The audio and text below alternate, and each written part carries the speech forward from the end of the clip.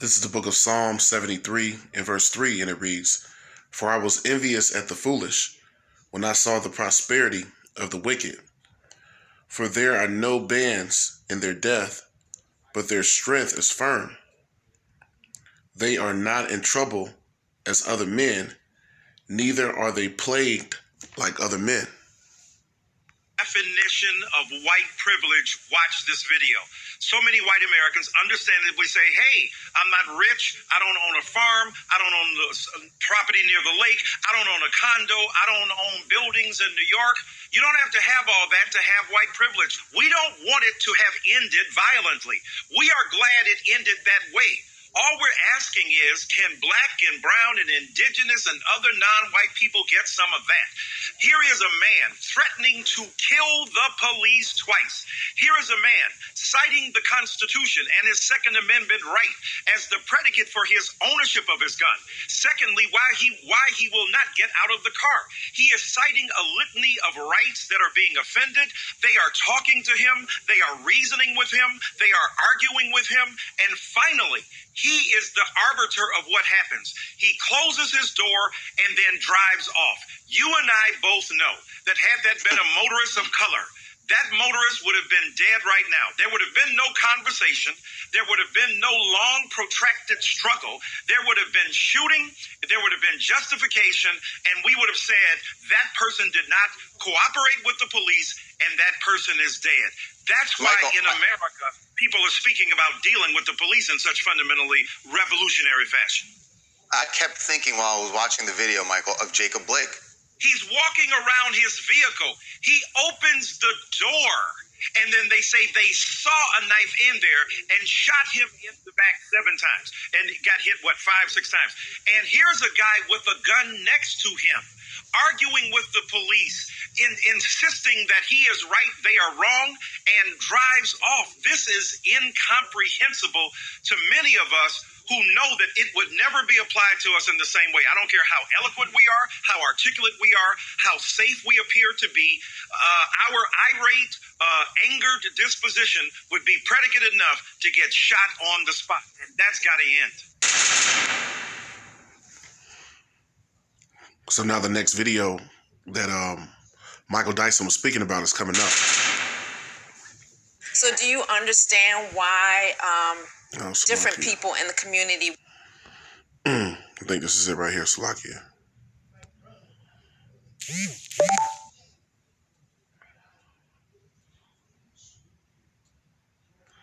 Bear with me.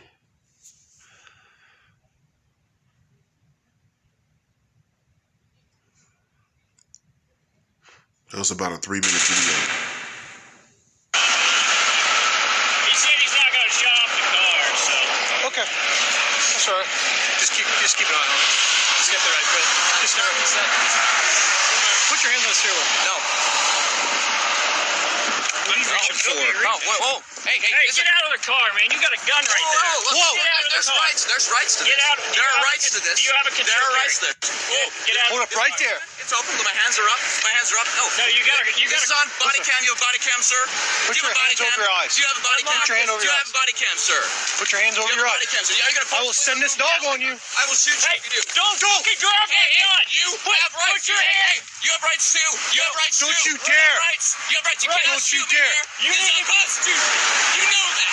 Right, you have no weapon, okay? Yes, I do. It is. What I need you to do... Hey, you can't be grabbing me on this. Is also unconstitutional. Body cam request. Can you quit yelling so I can talk to you? You have a gun for me, sir. Right now. I need you to relax for me, I okay? will shoot you if this causes. If that's a threat and so open that you have no body cam. You know this. He has a My hands are open. My hands are open. My hands are open. You need to get out of the car No, I so do we not. can remove you I from do that not. weapon. You cannot. No, it is constitutionally owned. I see that. You have a concealed carry permit. It's not concealed. Yes, you can see the weapon. It's right there. Don't body do cam. it. Body cam. What are you afraid of? Don't do it. I'm not doing anything. Do me a favor. Just please step out of the car. That's all we're asking you to do. Oh, you're asking me not to. Yes. Conceal your weapons, please. No. This is how we Get out treat of each the other car. civilly. This is not how we act civilly. You know Sir. this. Right eye. Right eye. You got cover? No. Just Yes, we do. don't. Just please. You have body cam. Please. You have body cam. Do not forcibly remove Do not. me from Don't. the home. Do it. Don't. You know that. It's not. Please. I need you to get else. Hey, I see double blue, sir. Are you gonna shoot me on double blue? Just relax. No, just relax. Hey, please get out of the car. There's rights to this. You know there are rights to this. Listen, we can figure this out. We can talk about this, okay? this is how you right feel now, about this. we can't talk about it with you not listening to us. We're not listening. You're on first of the driver. All I'm asking you to do... You're violating my rights right now. Let go of me. You just put your hand on a gun, Sir. Whoa. No, you pulled a gun on me unconstitutionally. Please. And I did my in response. We don't want to do this, man. Just get out of the car. I'm just asking. We'll get this figured out. Just come out and just get out of the You car. release me now. Can't do that. Release it. I have Second Amendment rights, David. Okay. Just get out of the car. Come on, come back here. We'll talk about it. Excuse me. This right here is a reason to We'll get defend myself, cast a doctrine. You know that. We'll get this figured out. Don't do it. Please. Just come on. Get out of the car, sir. Just get out of the car. Just step out. The gun's down. No, just step out. Get out of the car. Just step out of the car. Don't do it. Get out of the car. You're on double blue. You know what's going to happen, right? Just stop. You need to get out of the car. That's No, a I lawful don't. order. You're going to go to What, a jail. gunpoint? Oh, take me to jail then. Go ahead. Just come Now on. you're obstructing. I can't. No, you're obstructing. You're pointing a gun at me, sir. Right now my life's in threat. Okay. Well, we I have don't even see body cam on this, sir. I'm just going to drive away. I'm not going to bother anybody. No, you're Hands not. on the seat. Don't do this. No. Don't do it. Don't.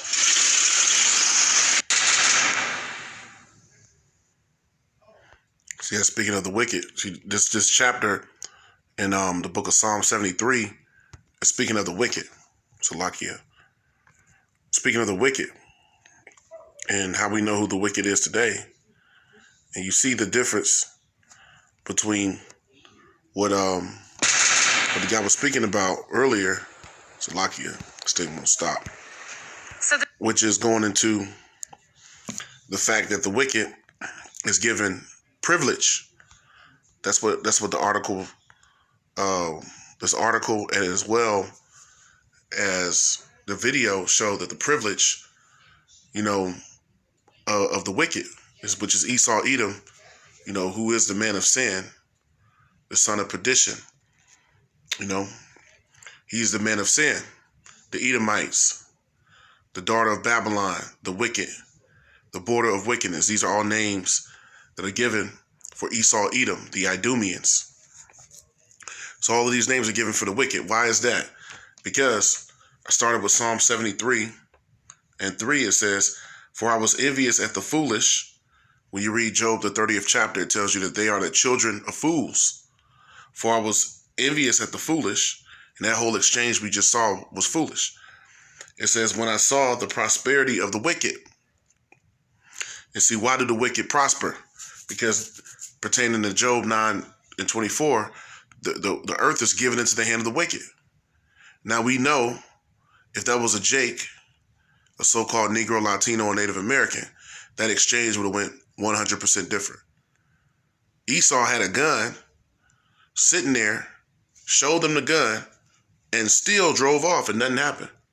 He even threatened them twice that he was going to shoot them because his constitutional rights were being violated under the Castle Doctrine, which is a law that gives you the right to defend yourself against imminent danger, against a threat. But if that was Jake, he would have been gunned down, and those officers would have been given vacation, and they would have been acquitted, and they would not have been charged, with the capital offense with murder, and worse, manslaughter, because he is not in trouble as other men. So I'm gonna read it again. Psalm 73 and 3. "For I was envious at the foolish when I saw the prosperity of the wicked." And this is part of the prosperity of the wicked. Prosperity doesn't just go into just having money, but having money, power, influence, and white privilege is a form of prosperity. Because as we keep reading verse 4, Psalm 73 and 4, "For there are no bands in their death, but their strength is firm," because they have rulership over the earth. Verse 5, "They are not in trouble as other men." The wicked are not in trouble as other men. Esau, Edom are not in trouble as other men, and anyone could clearly see that. All the systematic institutions that set up, everything is set up for them to prosper. So this is deeper than just not, a police stop. This goes into redlining, credit, loans, etc. for businesses, Once again, every institution in America is set up for the wicked to prosper, because the wicked, he is not in trouble as other men. So I read it again, Psalm 73:5. For they are not in trouble as other men, neither are they plagued like other men. So they're not plagued. Meaning what? They are not the disenfranchised, the poor of the earth. You know, they are not the needy, the scriptures speak of. That refers to Jacob, not Esau. Because the prophecies tell us that Esau would dwell in the fatness of the earth, meaning he would have all the resources. And he would be the one that would be prospering. He would be living a more luxurious life because he had the power over the earth. You know, the earth was given into his hand. And we just saw that. A classic Joe Six-Pack Edomite, the power and the privilege that they have, as opposed to Jake. So that's further proof that, you know, there is a separation here in Babylon, and in the world for that matter, between Esau and Jacob. And it's clear to see that the wicked are prospering, that the wicked, the earth is given into his hand, and that the wicked are taking full advantage of their position, which is to be able to gun you Jakes down and to be able to do whatever they so please with you, and to not suffer any consequences. Because knowing the scriptures, it tells you in the scriptures, I'm going to get it here, that the wicked is going to get their punishment when Yahweh Shah come back. So the wicked are not, you know, being let off the hook, but their punishment is coming when Yahweh Shah come back. Let's get that real quick. So this is the book of Nahum, Nahum 3, and we'll start at verse 1. So it's the book of Nahum 3 and verse 1, and it reads, Salakia, we'll get to the point. We'll go to the book of Nahum 1. So this is the book of Nahum 1, and let's start at verse 2. Nahum 1 and 2, and it reads, the Most High is jealous, and the Lord Yahweh revengeth. See, the Lord is jealous. He's going to revenge all that's been done and all of the things the wicked have been able to get away with, because he is not plagued like other men. They're going to be charged with all those things. It says the Lord revengeth, the Lord Yahweh revengeth, and is furious. So the Lord is furious. The scriptures tell us the Lord is angry with the wicked every day. The Lord Yahweh will take vengeance on his adversaries, which Esau, Edom, is the chief of the adversaries of the nation of Israel. It says, and he reserveth wrath for his enemies. So Esau's wrath is being reserved because he's about to get his judgment now. Continuing on, here goes further proof. Verse 3, the Lord Yahweh is slow to anger and great in power, and will not at all acquit the wicked. So the wicked has not been acquitted for all the crimes that they've done against the nation of Israel. You know, so all of the wickedness has been done. The wicked has not been acquitted of it. Meaning the Most High is going to charge Esau, Edom with every single thing that they've done against his people, against his temple, against the apple of his eye, which is Israel, the 12 tribes of Israel, you so-called Negroes, Latinos, and Native Americans. So all of the crimes that he's done, you know, all of the violence that he's done against the kingdom of heaven, which is symbolic when you read the scriptures also of the nation of Israel, all of his crimes that he's done, he's going to pay for it. I'll read it again, Nahum 1 and 3. The Lord Yahweh is slow to anger and great in power, and will not at all acquit the wicked. The Lord Yahweh hath his way in the whirlwind and in the storm, and the clouds are the dust of his feet. So the Lord bring these plagues by way of using nature, systematically breaking down, you know, the systems of the world and the systems that Esau set up as strongholds, this truth flourishing, the coronavirus now, which is doing other damage, you know, other major damages within America, which is Babylon the Great, causing a food crisis, which is famine coming, causing a housing crisis from people not having work, 30 to 40 million people plus being out of work. And that's pushing forth what? The eviction moratorium, which is coming toward the end of the month. So all of these things is, you know, the Lord bringing back to the wicked, you know, slowly but surely, starting the plagues to come back on the wicked. Now let's get that. Let's get that further. When you go to through the Spirit, the book of Deuteronomy 30:7, and it reads, "And the Lord Yahweh, thy power, will put all these curses upon thine enemies," which that's Esau, Edom is the head of the enemies of the nation of Israel, "and on them that hate thee, which persecuted thee." So all those that hated us, that destroyed us, that put us to death mercilessly, that had no pity upon the nation of Israel when they had us in derision through slavery, and still now to this day. That's why you see Jacob will get gunned down. It was making showing a parallel, of how with Jacob Blake it was a whole nother situation. But the average everyday Edomite, and this has happened plenty of times, the average everyday Edomite, they're not in trouble as other men. But now the curses are coming back on them. So slowly but surely the Lord is going to take away that privilege that the wicked have. I'll read it again. Deuteronomy 30:7. "And the Lord Yahweh thy power will put all these curses upon thine enemies and on them that hate thee, which persecuted thee."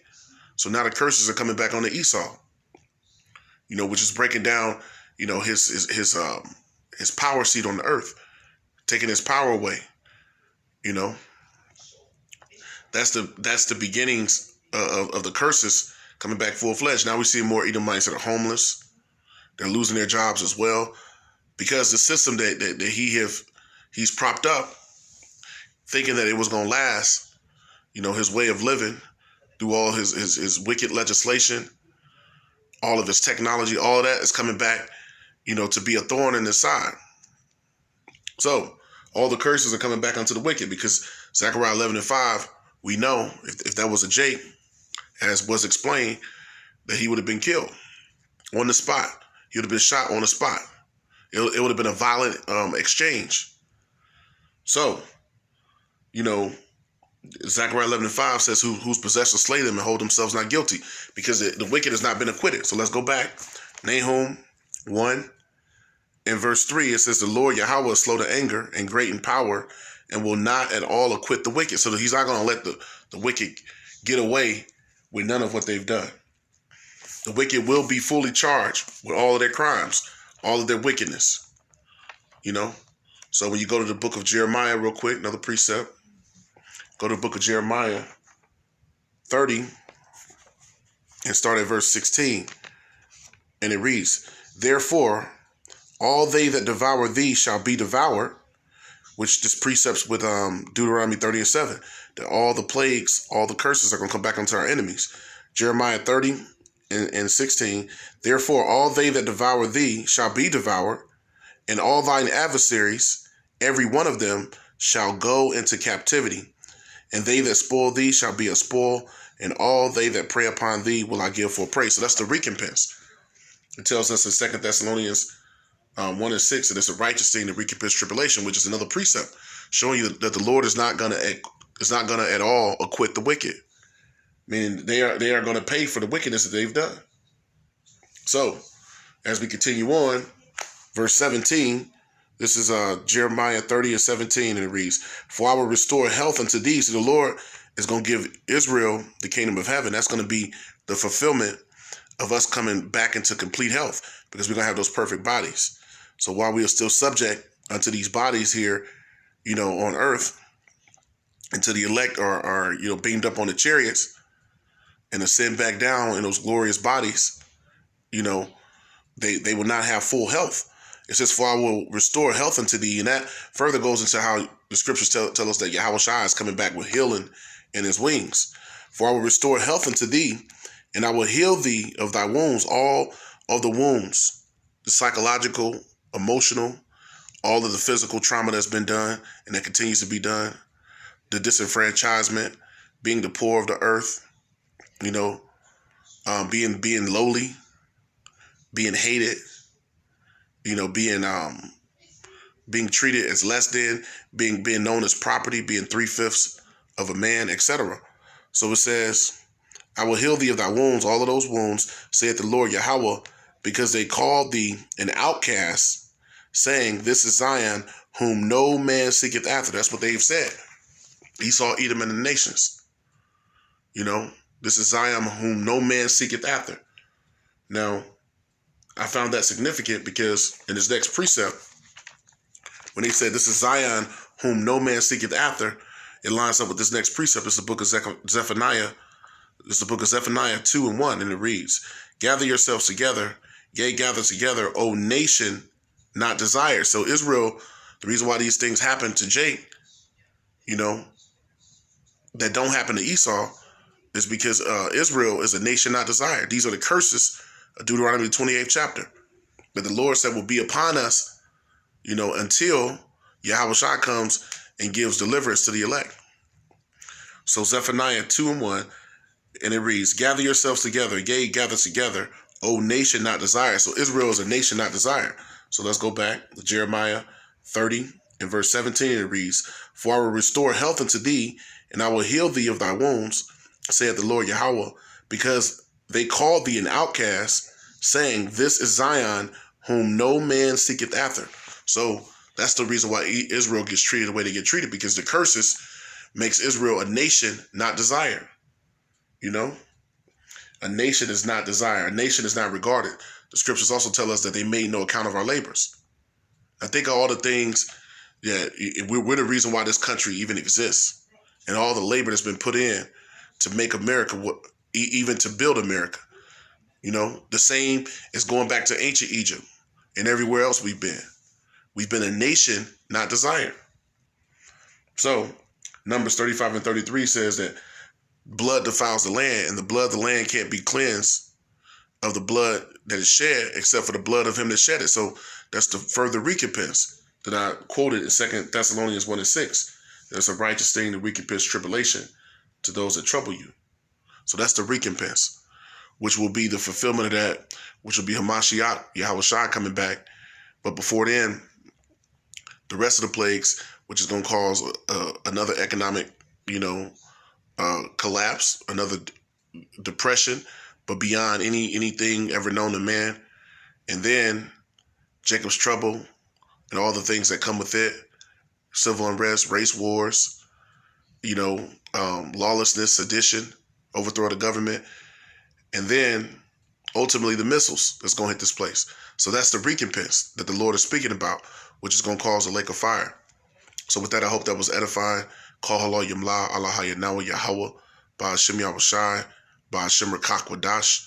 Double honor to the elders and apostles of Great Millstone, who are the true teachers of Israel today.